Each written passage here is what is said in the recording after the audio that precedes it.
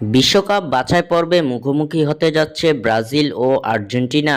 ব্রাজিলের সামনে পথটা কঠিন হতে যাচ্ছে, আর্জেন্টিনার পথ সহজ। বিশ্বকাপ বাছাই পর্বে ফিফার সবশেষ উইন্ডোতে দুটা করে ম্যাচ খেলেছে ব্রাজিল ও আর্জেন্টিনা, যেখানে দুই ম্যাচেই ড্রয়ের মুখ দেখতে হয়েছে ব্রাজিলকে। ভেনেজুয়েলা ও উরুগুয়ের বিপক্ষে ড্র দিয়েই ফিফার চলতি বছরের উইন্ডো শেষ করেছে সেলেসাওরা। অন্যদিকে নিজেদের খেলা দুই ম্যাচের মধ্যে এক জয় ও এক পরাজয়ের মুখ দেখেছে আর্জেন্টিনা। নভেম্বরে অনুষ্ঠিত হয়ে যাওয়া ফিফার উইন্ডোতে প্যারাগুয়ের বিপক্ষে হারের পর পেরুর বিপক্ষে 1-0 গোলের জয় পেয়েছিল আর্জেন্টিনা, যার মাধ্যমে বিশ্বকাপ বাছাই পর্বে পয়েন্ট টেবিলের শীর্ষস্থানটা ধরে রেখেছে আলবিসেলেস্তারা। 12 ম্যাচে 8 জয়, 1 ড্র ও 3 হারে আর্জেন্টিনার পয়েন্ট 25। অন্যদিকে 12 ম্যাচে 5 জয়, 3 ড্র ও 4 হারে ব্রাজিলের পয়েন্ট 18। পয়েন্ট টেবিলের পঞ্চম স্থানে অবস্থান করছে সেলেসাওরা। বিশ্বকাপ বাছাই পর্বে চলতি বছর আর কোনো ম্যাচ নেই লাতিন এই দুই পরাশক্তির সামনে।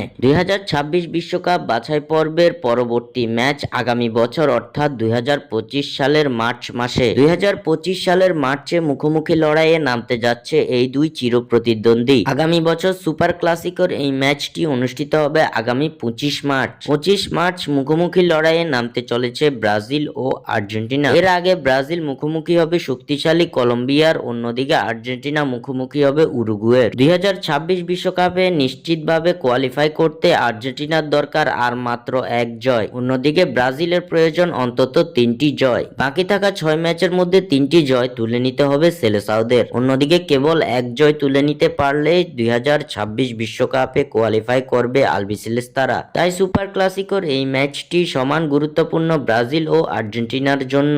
স্বাক্ষর থেকে সাদবিন ইসলাম।